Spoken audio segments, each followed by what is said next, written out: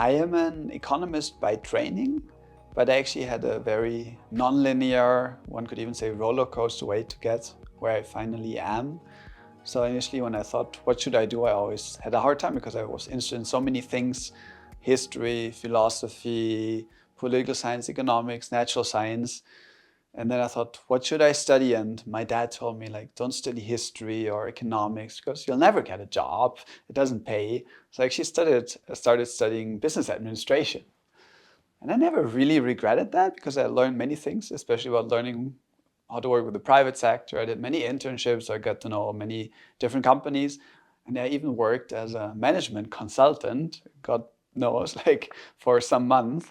But then at some point I said, like, I want to do something else with my life. I want to have more direct positive impact on people. And I also want to understand more how the world works.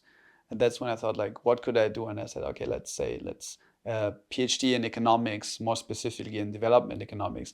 That's something where I can really both learn something about the world, but also make a positive contribution myself. But then after that, I did this PhD in a very multicultural environment with people from, I think, like 10 different countries. So it made me even more interested in understanding how different regions of the world work. That was at the University of Göttingen and the University of Heidelberg in Germany. But it was a program called Global Development, like a German Science Foundation funded program. And I had great colleagues from Colombia, from Korea, from Gambia, so all parts of the world. And that really set my mind on also wanting to understand development and also differences across countries. Why are some countries poor? Why are some countries rich? Why can some countries manage their resources well and others not? So that's really something that since then has occupied me as a question.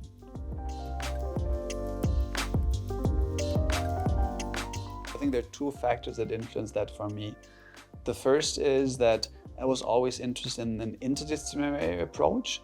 So after my PhD, I also worked in the political science department at the University of Zurich, and I worked with psychologists and with historians.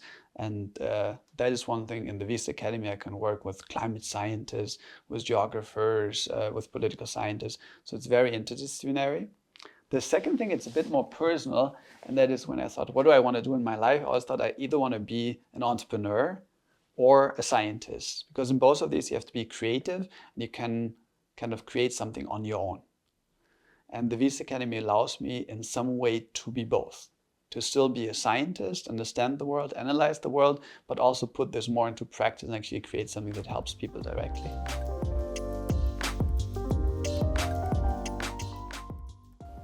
So I think when you think as an outsider about development economics, I would say there are roughly 3 dimensions to consider. The first is really long-term development, and that is these big questions. Why are some countries rich and others poor? And there you can think about factors like institutions, like geography. Does someone has access to the ocean or not? Is it very rugged terrain or very flat? Or you can think about aspects like culture even, because that is very important. We work in the Wyss Academy in very different contexts, and we know culture influences how people react to the same policies, to the same incentives. The second dimension, I would say, it's what we call macro development, macro meaning more larger scale, for instance, as a country or regional level.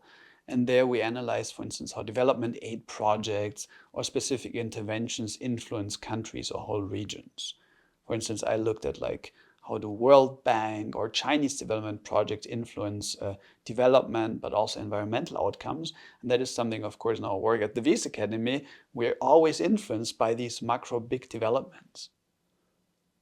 And the last third dimension is really what we call micro development. And there we go much more from a region to a village, a household, or an individual. And that's where you also really look at individual change. And you're checking how do individual interventions, which could be health interventions, could be technological interventions, could be monetary interventions, how these hopefully help and improve the life of people. The way I look at development, of course, there are many different ways. Development economists, they study health and education and many different aspects. What I really do is I usually try to apply a political economy lens and a behavioral economics lens to development. What does that mean? Political economy, it mostly means we're not just looking at markets and consumption, but we're also looking at political systems, at politicians, at the media, at all these other aspects of society, which are also really fundamental in shaping people's behavior. And when you think about behavioral economics, it's the main insight that, of course, we know not all people are rational, but it's kind of easy to say they're not rational, but it's hard to say, so what, and what can we do? And that's really where with behavioral economics, we're trying to understand how do people really think, but also how can we influence and help people in doing that.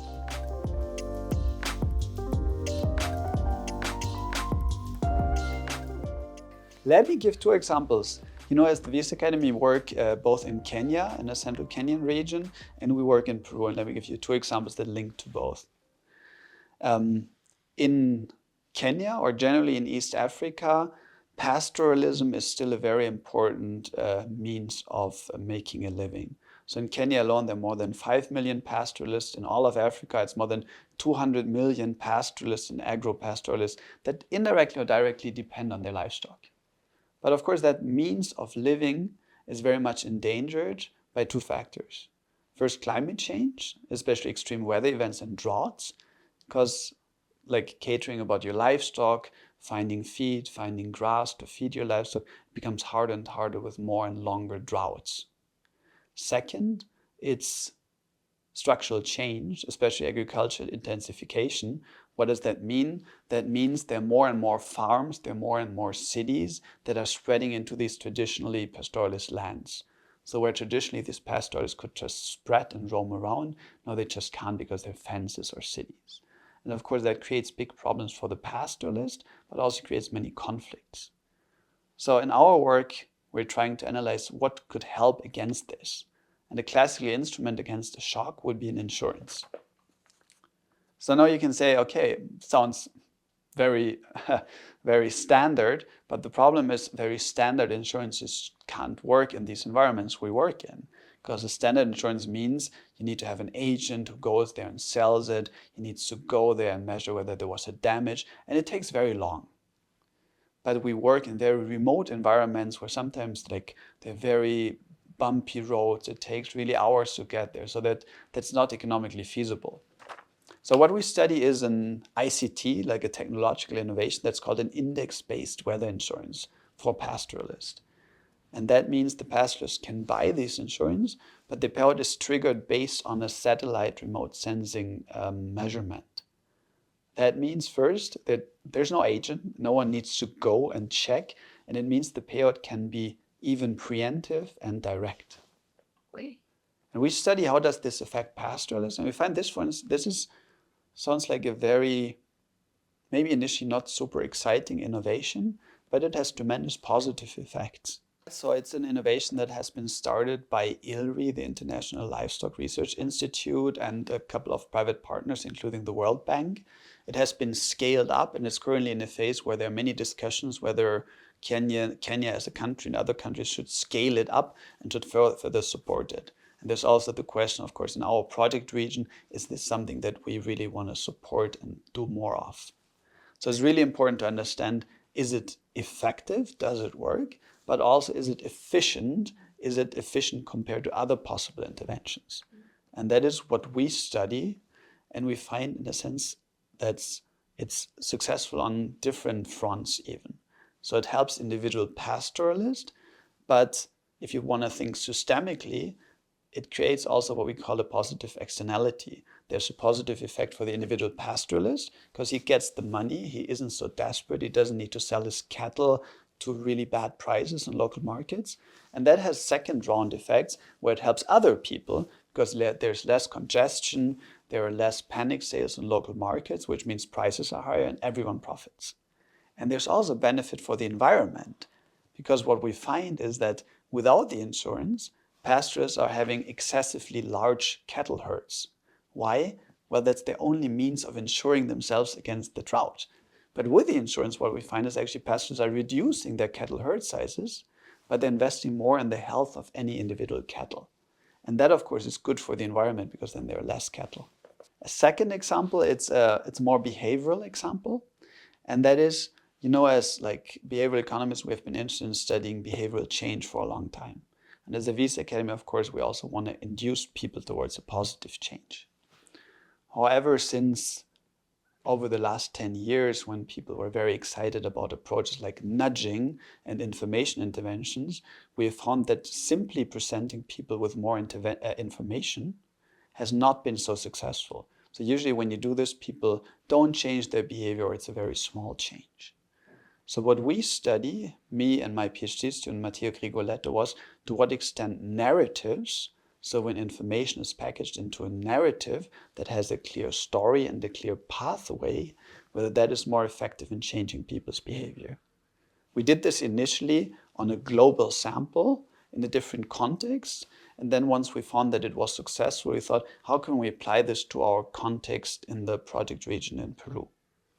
In this project region, one of the key threats to the environment is artisanal mining, where artisanal miners use mercury to process their gold and refine their gold, and that creates long-lasting damages to the environment and to the animals.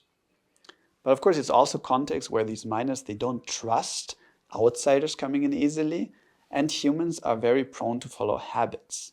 And they have been using mercury for many centuries, even something millennia. So it's something that is very hard to change, and where behavioral intervention, beyond any economic incentives, can potentially be really important. What was important is that as a scientist, sometimes we have all the tools ready, and sometimes we realize, well, we first have to develop a tool to then apply it. I think this was an example where we first had to develop a tool and do some initial studies before we could apply it. But now once we knew this could be potentially effective, then we went and worked with our colleagues in Peru, both in Lima and in Madre de Dios. And then we thought, how can we turn this theory into actually a practical application that has a direct impact? And how can we scientifically measure whether that impact is actually causal? That means it's coming from these interventions. What we did is we said, okay, we take this scheme, this idea that we can create aspirational narratives to induce people to change behavior, and then we work in a competition. We set this up as a competition between two Peruvian local film teams who had the task to create the best possible aspirational narrative which portrays to miners how they can walk the path from being a mercury using informal miner who pollutes the environment and also creates a big health burden on others, to becoming a respected businessman who is formal and who uses an alternative clean technology called the shaker table. So he actually, in the end, is a positive contributor to his community. He can protect the health of himself, his children, his family, but he also helps to protect nature.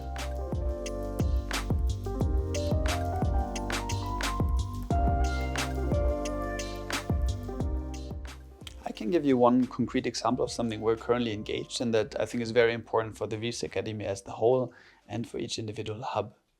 So as an institution, we really want to be able to show in the end that the interventions and policies that we engage in really have a positive impact. But to do that, we need to learn first more also about the regions and the people that live there. To do that, we engage currently in Peru, in our case, in a large baseline survey with a goal to better understand what is the population, what are their needs, what are their worries, but also how could we potentially get them to change their behavior in the direction that we aspire.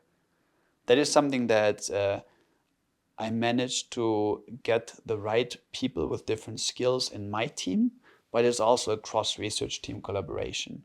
So we work, for instance, with our government team and Professor Quinn Nguyen on a project regarding formalization, which is very closely linked to policies and governance, because in the end, whether miners, in this case artisanal miners, are informal, prevents them from being eligible for any government support. So working with our governance professor to really ensure and think how can we induce them to become more often formal and thus eligible for programs, it's a very important prerequisite for anything else we do. The second aspect that I think nicely showcases how the researcher teams complement each other, it's looking not just at the local dimension of mining, but really looking at the whole value chain. Value chain here means concretely it's the buyers of gold and the consumers of gold, which could be in Switzerland, in the US, and other parts of Europe. In that regard, we work with a team of Judy Seringer And we really analyze both these buyers and the whole value chain and look at what are really entry points here to also enable miners that produce clean gold in Peru to sell this for a premium and a fair price in the future.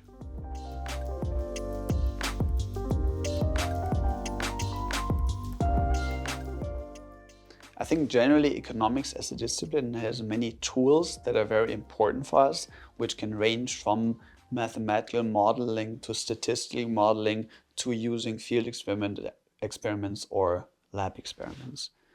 If you think back of the two examples that I mentioned in Kenya and in Peru, I think these provide two possible examples of what we contribute. In the first case, you can think of we really want to improve livelihoods, but also protect nature in the regions we work in. And for that, we also need to draw on the experience and scientific evidence from other regions. So that means, for instance, we need to study a larger policy, like the cattle insurance in a larger context, to learn, is this something that we should potentially turn into an incubator or a project in our project regions. There are two types of modeling that I think are relevant for us. The first is really more statistical modeling, and that is about how we call it understanding causal effects. So because we really want to have a positive causal impact, we need to understand if any intervention that we want to engage in really has a positive effect on what we want to achieve. The other type of modeling is that as the Wyss Academy, one of our key goals is to think systemically. And as economists, we have different types of toolkits. One is what we call the analysis of partial equilibrium effects. That sounds very abstract, but what it just means, we looked at the effect of one specific intervention, like a program, in one specific context, on one specific outcome. But then, of course, we know the world is complex, and making a change in one context can influence many other things. And for that, we use what we call general equilibrium modeling. And that basically means we really look at how does this specific intervention influence the whole system.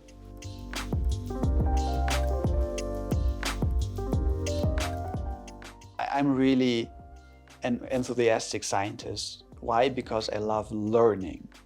I love learning, and science in a sense allows you to always learn new stuff. So if I'm able to learn new stuff, that always gets me really excited.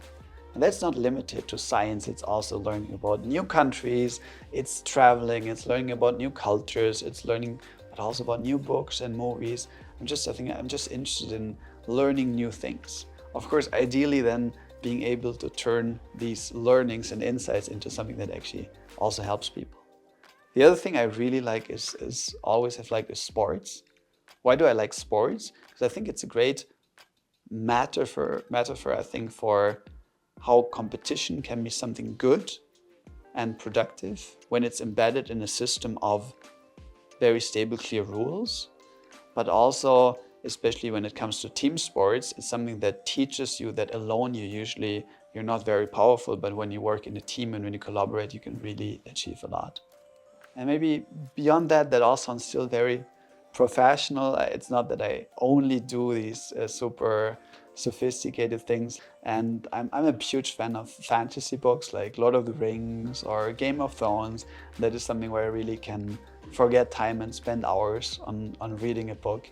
But I'm also like, sometimes I think it's very nice to just watch an action movie or go to a play. So I think generally anything that's related to fantasy, novelty, that usually gets me very excited.